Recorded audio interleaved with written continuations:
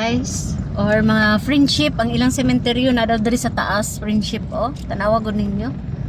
So kung may mamatay dira, sus alsahon jud taon friendship.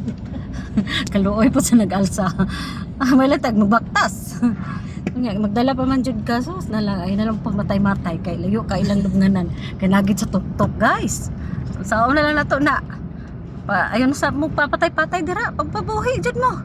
Guys, sa mga friendship, ilahang mga eskwelahan, ilang eskwelahan diri nindot pa diri so, ay, dool pa sa ilahang pamayanan, tanawa ninyo ilahang eskwelahan. So, ganahan jud ang mga bata sa eskwela, so wala siguro drop out diri ay dapita. Na kanindot puyo ilang lugar dool pa jud og langit. Mga friendship, tanawa ninyong clouds na puti kay sa nga tanan. Tanawa niya mong ginabaybay nga dalan. Pauli na mi, gikan naman mi nangasay.